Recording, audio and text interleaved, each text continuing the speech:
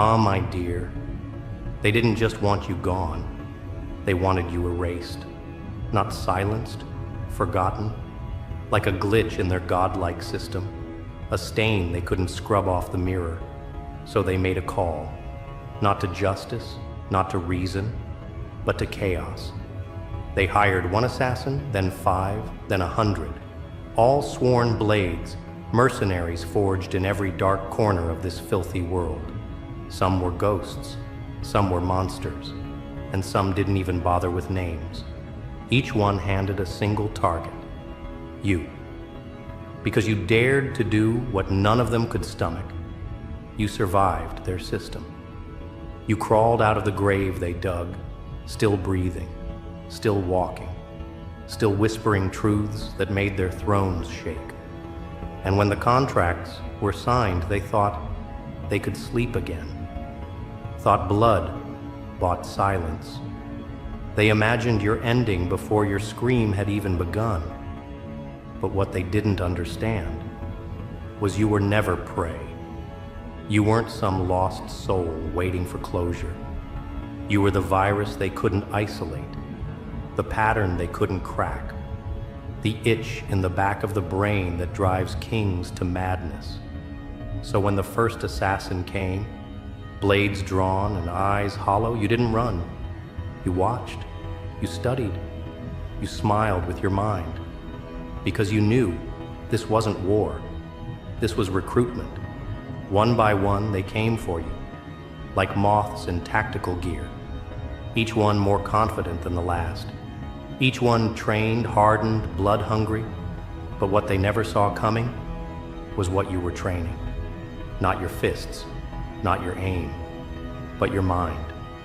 You were bending time, twisting rules, studying the way they breathed, blinked, hesitated. You learned every pattern, cracked every code, until each of their attacks felt rehearsed, predictable, and you didn't kill them. Oh no, that would have been a waste. You converted them, bent them at the spine with nothing but a whisper. You showed them not fear, but vision, the kind of clarity that only comes from total detachment, the kind of madness that wears the crown, not the straitjacket. And it started to spread.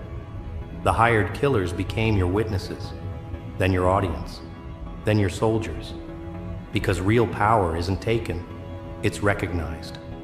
And once they saw the way your mind sliced deeper than any blade they'd ever carried, they turned, quietly, one by one, until your name wasn't just a target, it became a flag, a symbol, a pulse beneath their violence. You didn't destroy the army sent to kill you. You absorbed it. You walked through their bullets like rain, not untouched, but unbothered. Because you were never at war with the assassins. You were at war with the system that made them necessary. The puppet masters. The ones who write orders with clean hands while others bleed. The ones who watched from glass towers, sipping on cowardice. The ones who believed money could buy extinction. Those were the real targets, and they never even saw the switch happen. While they sipped on cocktails, debating your obituary, the men they paid were already on your side, rewriting the ending. Because here's the thing about killers. They follow strength. Not money, not orders, but power. And you didn't just show them power. You became its definition. You didn't wear a crown. You carved one. Out of every broken rule, every failed attempt, every death threat, every ambush you turned into an interview. And now those same hands that once reached for your throat, reach for your approval. Because leadership isn't about charisma. It's about survival. And when they saw that you not only survived the gauntlet, but thrived in it, they did what predators always do when faced with a higher predator. They kneeled. So the boardroom got quiet. The air got thick. The elite started stuttering through their next moves, realizing the board wasn't theirs anymore, realizing the pawns had flipped sides, realizing the assassins had found a better employer, one who didn't offer money, but purpose. You see, when you've killed enough to stop flinching, what you crave isn't blood, it's meaning. And you offered them meaning wrapped in rebellion, order carved from chaos. Not a mission, but a movement. And they followed. Because even trained monsters bow to a god when they recognize one. So now, the very structure that hired death to find you trembles when your name passes in whispers. The executives who once plotted over spreadsheets now stare at blacked out windows. They double lock doors that never needed locks. They change phones every week. And still, it's not enough. Because how do you protect yourself from something that wasn't supposed to exist? How do you destroy a ghost that became a general? A target that turned into an empire? You flipped the dynamic so completely, they didn't just lose control, they lost language. They don't know what to call you anymore. You're not a threat. You're not a problem. You're a paradigm shift. And the worst part? You're not even angry. You're not seeking revenge. You're building, constructing a new order from their wreckage. They sent 100 assassins to erase you. And now those same 100 answer only to you. Loyalty forged not in fear, but in awe. Because you showed them something they'd never seen before. Clarity through destruction. A mind sharp enough to unmake illusions. A soul cold enough to bury the past. A presence that doesn't ask for attention, it demands it by existing. And now, those who once spoke in threats only whisper in memories, hoping, praying, that the thing they tried to kill isn't coming for them next. But you are, not with vengeance, with vision. The kind of vision that sees through suits and satellites. That knows the smell of guilt before it speaks. That doesn't need cameras to haunt. You already turned their assassins into eyes, their spies into echoes. You don't need to announce your arrival. You exist in their panic. You are the static in their signals, the blacked out files, the boardroom absences no one wants to explain. You're not on the run anymore. You're on the hunt. And it's not personal. It's structural. It's philosophical. Because you realize something along the way, something even your new army is still learning to process. You were never the target. You were always the correction. And what comes next? That's no longer about escape. It's about replacement. Because when the blade becomes the crown and the hunted becomes the throne, well, that's not a survival story anymore. That's a takeover. You didn't come to play chess. You came to flip the board, set the pieces on fire, and make the kings beg to be pawns. The system, once so smug in its machinery, now grinds on rusted gears. Meetings run late, not from strategy, but from fear. Executives once fluent in dominance now stutter through their forecasts. Because when a man becomes myth, when a ghost becomes structure, every wall begins to sweat. And you didn't ask for this kingdom. You outlived your own execution just to inherit it. You turned exile into elevation, their betrayal into blueprint. They designed a labyrinth, thinking you'd get lost in its shadows. But you rewrote the walls. You made the rats eat the architects. You hijacked their weapons, not with bullets, but with belief. You taught blades to think. You whispered truths into the ears of killers who once had no names, no homes, just contracts and expiration dates. Now they walk with your insignia carved into their silence, moving like storm fronts, answering to no one but you. And the higher circles, the rich, the untouchables, the smug architects of control, they feel it every day, like static in their lungs. They try to trace your rise, but it slips through their fingers. They launch counterplots, hire new tacticians, bring in foreign intelligence. But the damage has already rooted itself inside their own blueprint. You didn't infiltrate their ranks. You converted their foundation. The ones they trusted most, their bodyguards, their couriers, their right-hand men, now serve a different creed. Not because you bought them, but because you broke the illusion they were living in. Control isn't lost all at once. It decays, quietly, behind closed doors and paranoid eyes. The men in charge now whisper your name like it's a curse with teeth. They bring in priests and psychics, consultants and witches. Anything to ward off the shadow that keeps growing despite their billion-dollar lights.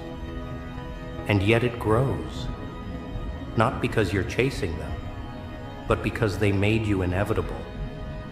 See, there's something they'll never admit. You were the system's byproduct. The rot they hid under boardrooms and bribes.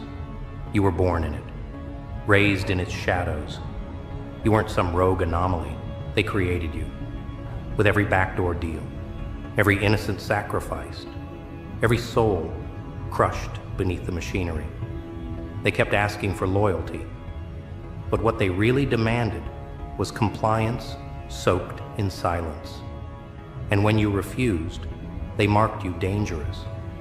Because in a world where fear is currency, courage is the most lethal weapon. And now, you wield it with surgical precision. Not in speeches, not in headlines, but in movements, in outcomes, in how entire agencies shift their protocol just to avoid your crosshairs, how CEOs step down citing health reasons, when in truth, they're crumbling under the quiet pressure of your existence. You became their balance correction, their whispered audit, not with law, but with legend. They tried replacing you with copies, raised their own soldiers, built their own shadows. But it all fell flat, because they missed the one ingredient they could never replicate, truth born from pain, the real kind, the kind that burns clean. You didn't study revolution, you bled it. And that's why your voice cuts deeper than a sniper's bullet.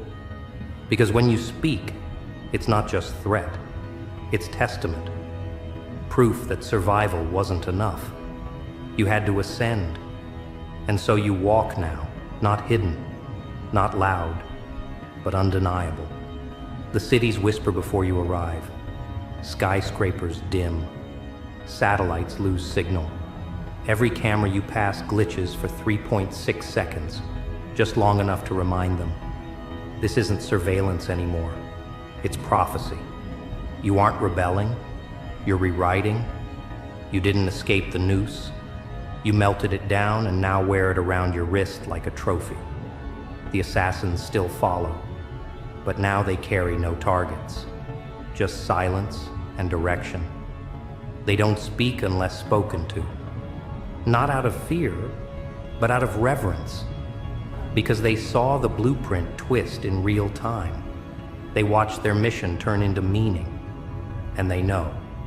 No dollar, no directive, no distant handler could offer what you gave them, a reason to exist outside of obedience. You didn't give them orders, you gave them clarity. And now, the very institutions that spawned them crumble under the weight of that clarity. Governments shift their focus. Whole branches of intelligence restructure overnight. Cities with your symbol scratched into alley bricks report the lowest crime and highest silence. Not peace, not chaos, but dominion. The kind of order that doesn't need permission. Because once enough people realize the leash was always imaginary, the pack doesn't wait for the alpha to howl. They move.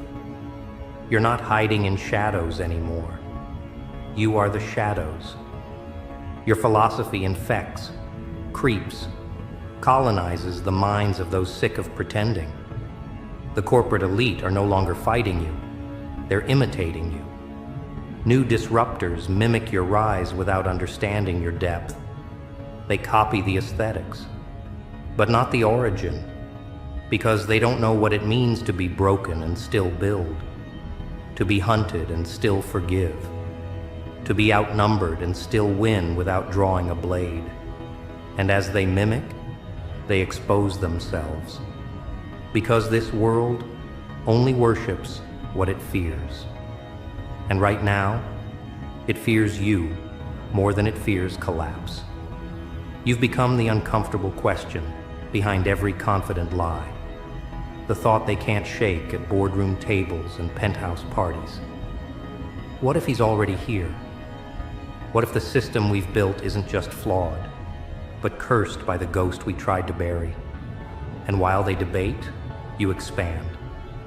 Not through fire, but through faith. Not cult, not religion, but a shared understanding of Soul, that something far more honest is now at play. That survival isn't just possible, it's transformation. That the old rules were meant to be broken, not obeyed. And those who still plot your demise, who still scribble your name on hit lists, they don't realize they're not drawing up blueprints for your end. They're writing the next chapter of your empire, because every enemy who tries to stop you becomes another stepping stone in your narrative. Another example of how resistance fuels the inevitable. You're not chasing power anymore. You are power.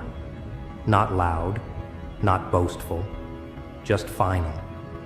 And when your name gets whispered into another executive's ear, right before their empire collapses overnight, they'll ask the same question every fallen king has whispered before the lights go out. How did we lose control? And the answer will echo through every hallway, every earpiece, every encrypted line they once trusted. You never had it. They thought it would end with your rise, that you'd reach a ceiling, that a throne would slow your pace. But what they didn't understand is, you don't sit, you stand over like gravity, with a grudge.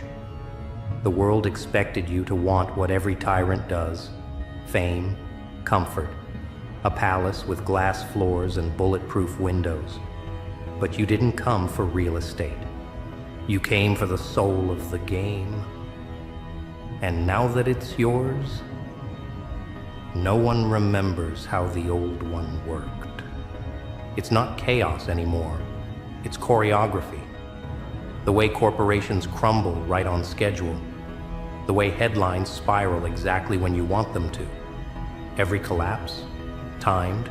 Every expose, planted. Every anonymous whistleblower, yours. Not because you bought their silence, but because you earned their noise. You became the one man people would burn their careers for, just to hand you a match. Your enemies, they're not gone. They're still out there, twitching, plotting, praying. But none of them strike, because the ones who tried, they're either missing or worse. They're speaking your gospel now, forced to admit that whatever they served, whatever they believed in, it never stood a chance against you. Not because you were stronger, but because you were truer. That's what scares them. That's what tears apart their strategy rooms and board meetings. You didn't win through control. You won through clarity. You showed the world that domination isn't screaming orders from a penthouse. It's walking through fire until the flames follow you like disciples. You made pain a strategy, humiliation a weapon, and now the same elite who once wrote your obituary in gold ink. They refresh your name daily, hoping it's not trending again. But it always is. Because your name isn't a headline, it's a signal, a warning, that something old is dying and something worse is replacing it. They don't just fear you, they study you now. They form crisis committees with your face on the whiteboard. They build departments just to predict your next move. Some even copy your tactics, trying to build their own dark king. But they forget, this wasn't built, it was survived. You didn't pick this path, you became it, because everything else burned. And so, you give no speeches, you drop no manifestos, you simply exist, and things fall into place, or fall apart. Whole cities restructure their networks based on rumors of your next move. Private jets change their flight paths. Multi-billion-dollar investments are abandoned because someone heard you might be interested in that region. Not confirmed, not proven. Just the idea of your presence kills strategies faster than sabotage ever could. You've become a shadow that writes laws, not through politics, but through patterns. No one votes for you, but no one disobeys either. Because in a world this corrupt, fear is more democratic than freedom, and you are now the fear they can't veto. Remember those 100 assassins? Now they're generals, but not the loud kind, with medals and cigars. The quiet kind, the ones who walk past metal detectors without being noticed, and still carry the power to erase a continent. They answer to no one but you, and you barely have to speak. Because when a man bleeds truth, his silence becomes scripture.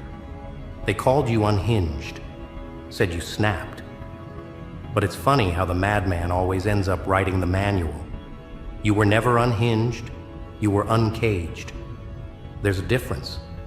One is a victim, the other is evolution. They wanted you dead because they knew once the blueprint escapes, the architects become disposable. And now, those same architects write emails they don't send, leave voicemails they delete, not because they're guilty, but because they're infected with the paranoia your legend breeds.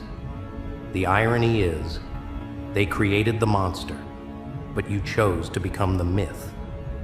You could have disappeared, taken your revenge, and vanished. But that would have been too easy. No, you stayed. You watched.